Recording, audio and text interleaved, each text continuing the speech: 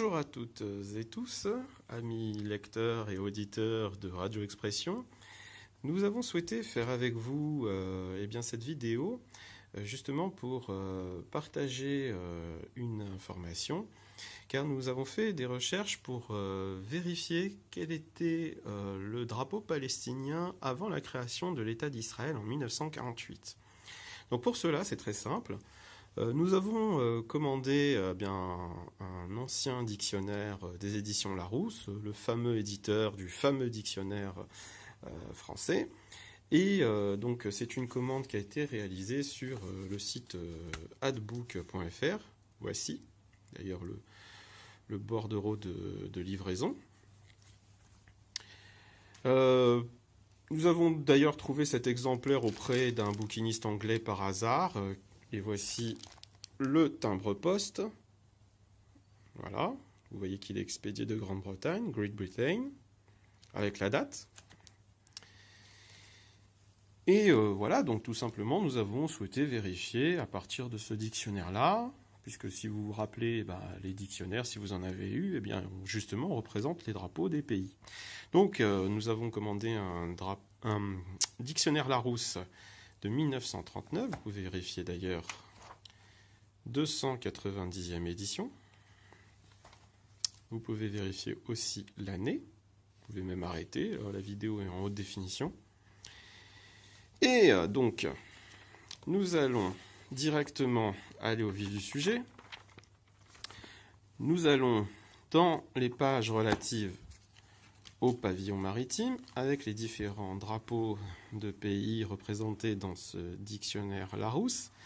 Et là, qu'est-ce qu'on voit? Que le drapeau de la Palestine est représenté avec une étoile juive, qui est un symbole, qui est l'étoile de David, et pas du tout avec la lune et l'étoile, qui seraient des symboles musulmans, ou autre. Voilà.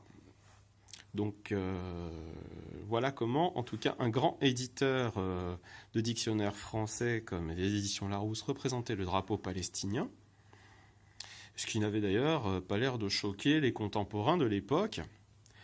Et partant de là, il y a une question qui se pose, qui est la question de savoir comment se fait-il que le drapeau de la Palestine en 1939, était avec une étoile de David, qui est un symbole juif, et pas un symbole musulman. Voilà. Alors qu'on était en 1939 et que Israël n'existait pas encore. Et deuxième question qui découle aussi de la première, c'est qui falsifie l'histoire? Voilà. Sur ce, amis lecteurs et auditeurs de Radio Expression, nous vous remercions et nous vous souhaitons une très bonne journée, de partager cette information et pour la faire connaître et liker notre page. Merci.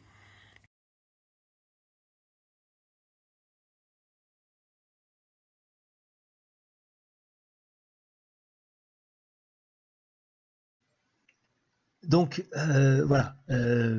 Pourquoi est-ce que Buffalo et moi, on soutient et on défend Israël? Tout simplement parce qu'on a un cerveau.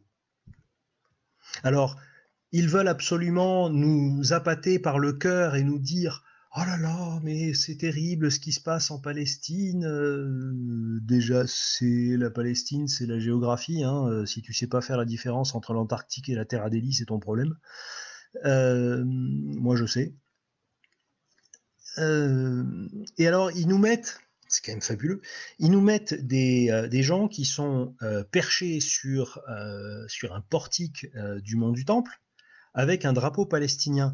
Et les gars, parce que je me fais chier depuis quelques années quand même à vous l'expliquer, et vous en avez rien à foutre, mais bon, ça c'est votre antisémitisme psychotique délirant aigu, j'y peux rien. Le drapeau palestinien n'est pas un drapeau palestinien. C'est un drapeau nationaliste, donc raciste, et impérialiste arabe. C'est un drapeau qui voulait faire une domination arabe sur tout le Moyen-Orient. Ce n'est pas un drapeau palestinien. Alors, vous prenez votre smartphone, qui est sans doute plus smart que vous d'ailleurs. Vous prenez votre smartphone et vous regardez le parti Baas. Vous allez sur Wikipédia, si vous voulez, on le fait ensemble. Allez, c'est parti. Wikipédia, parti Baas. Ouais, je vieillis. Partie basse. Ah, c'est marrant, hein. J'ai même pas besoin, juste dans la recherche Google. Alors, vous n'allez pas y forcément... vous permettez ça, je vais la protéger un petit peu. On voit rien. Voilà. Partie basse. Vous voyez ce que je vois là, à droite, là, le drapeau. Alors, on continue.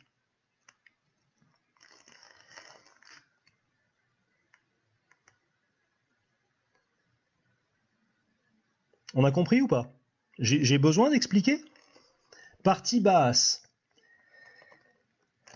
Mouvement socialiste, mouvement, alors, idéologie, baasisme, nationalisme arabe, panarabisme, socialisme arabe, antisionisme. C'est le parti socialiste de la résurrection arabe, avec comme but l'unification des différents États arabes en une seule et grande nation. Quel est leur drapeau? Oh, pardon. Quel est le drapeau de la réunification arabe?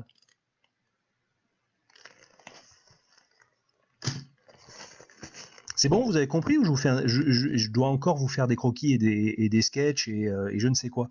Comment est-ce qu'il faut vous le faire rentrer dans le crâne? Ce drapeau n'est pas un drapeau palestinien.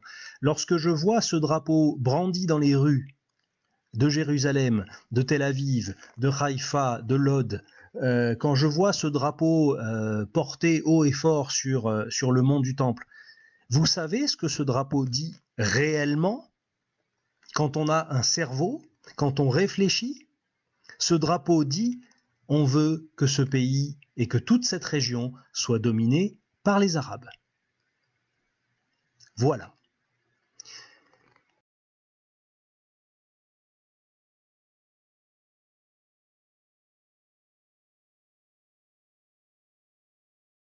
Quels sont les rapports entre le nazisme, la Shoah qui se déroule en Europe et le monde arabe et évidemment les communautés juives du monde arabe? Le sort des communautés juives dans le monde arabe s'est beaucoup détérioré dans l'entre-deux-guerres.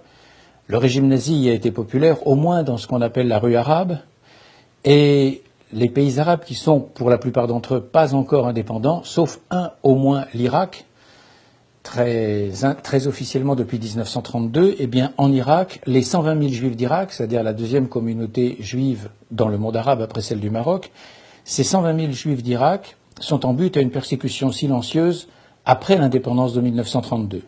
Bagdad, d'ailleurs, s'est rapproché de l'Allemagne, et cette attitude germanophile n'est pas le propre de l'Irak seulement, c'est le propre d'une partie de l'opinion arabe, si tant est qu'on puisse la quantifier. Évidemment, c'est assez difficile. Une chose est sûre, c'est que dans les années 30, il y a une montée de la violence anti-juive dans le monde arabe, Maghreb compris, et il est indéniable que ces passions ont été alimentées par le conflit en Palestine.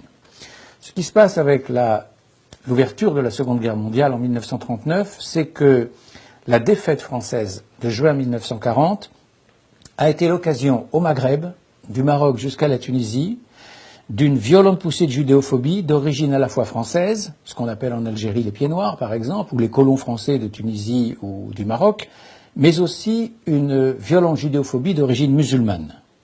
Ces agressions, cela dit, il faut les relativiser, ça n'est pas l'Europe, ça n'est pas du tout de taille pogromiste, sauf dans un cas et un seul, sur lequel je reviendrai, c'est le pogrom de Bagdad, le Faroud, le 1er et 2 juin 1941. Ce qui s'est passé à Bagdad, c'est qu'au moment où le régime pro-nazi de Rachid Ali s'est effondré, fin mai 1941, au moment où les Anglais investissent la capitale irakienne, donc le 31 mai, le 1er et le 2 juin 1941, la police irakienne, mais aussi des éléments de l'armée irakienne, mais aussi tout simplement la population de certains quartiers de Bagdad s'est précipitée sur les quartiers juifs et sur les habitations juives en général pour se livrer un pogrom qui a sans doute été le plus grave pogrom anti-juif commis en terre arabe au XXe siècle. 180 juifs ont été tués en un jour et demi, 2000 ont été blessés, des centaines de viols, 4500 maisons et magasins ont été saccagés, et sur les 90 000 juifs que comptait Bagdad, c'est-à-dire l'essentiel de la communauté juive d'Irak,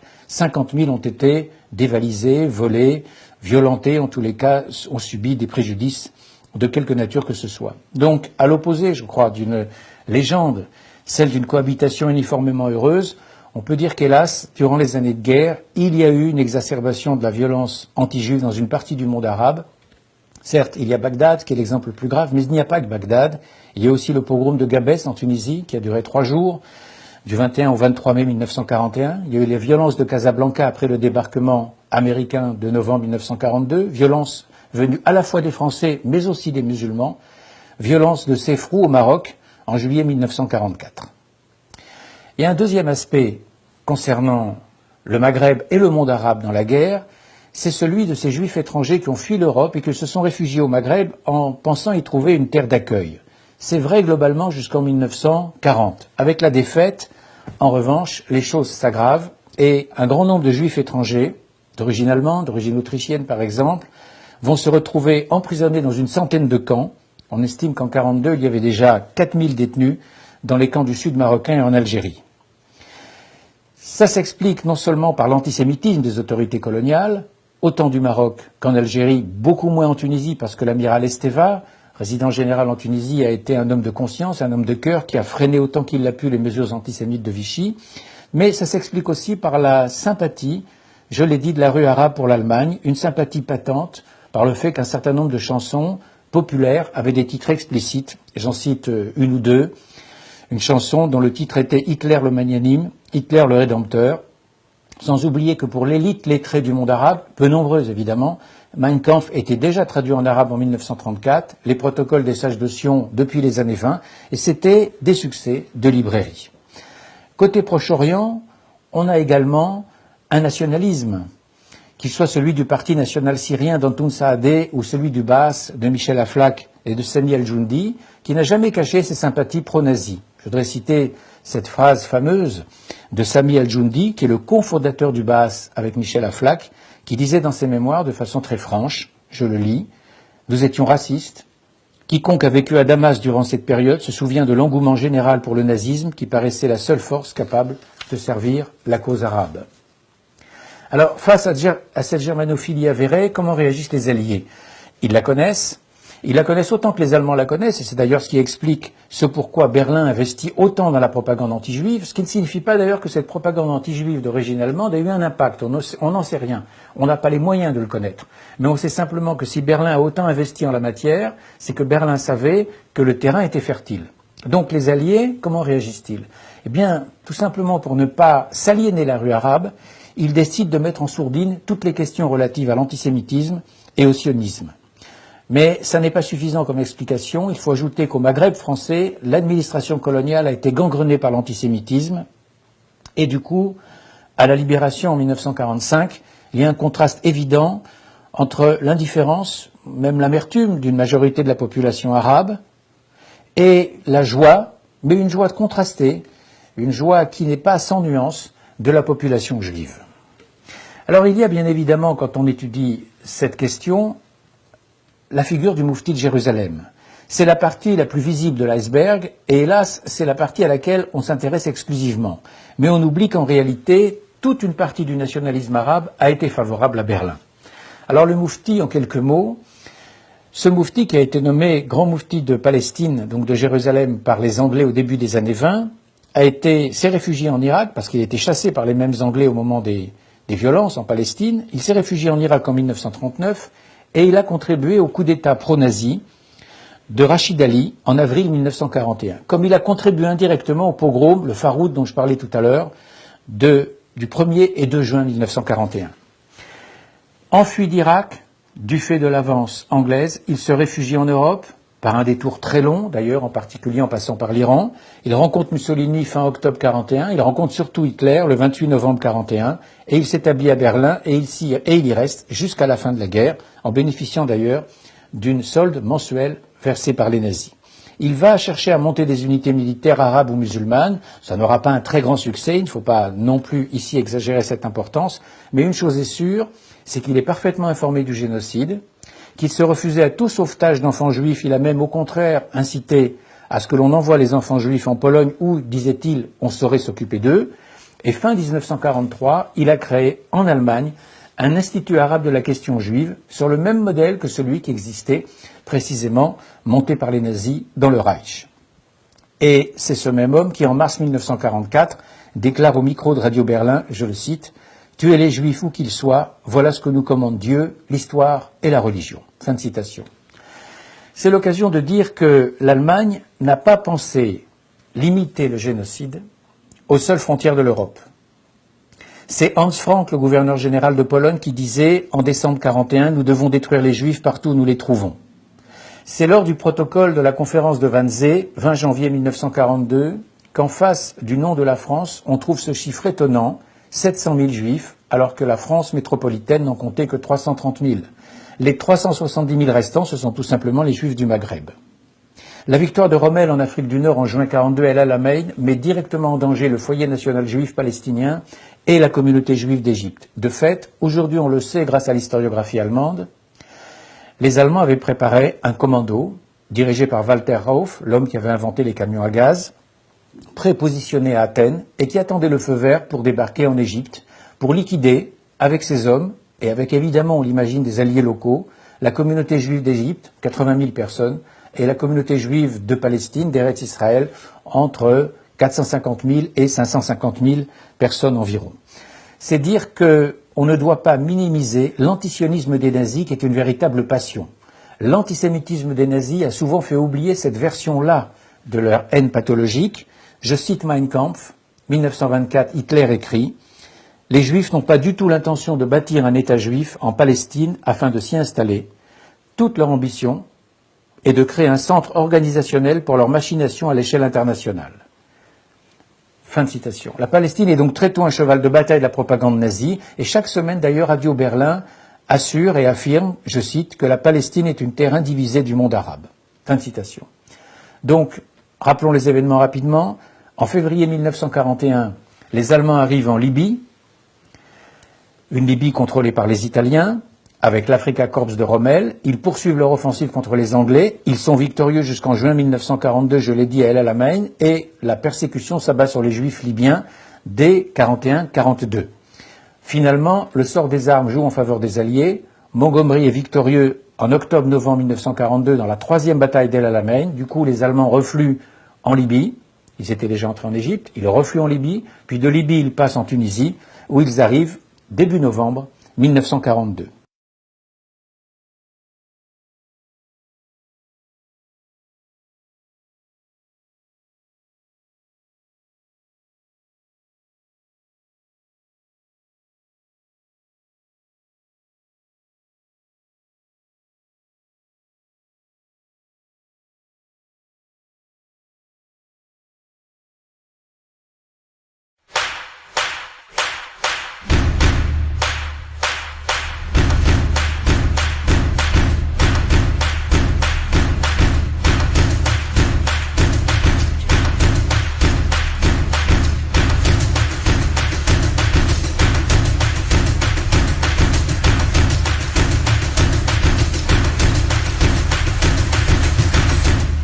Okay, is there anything real in all this Free Palestine crap?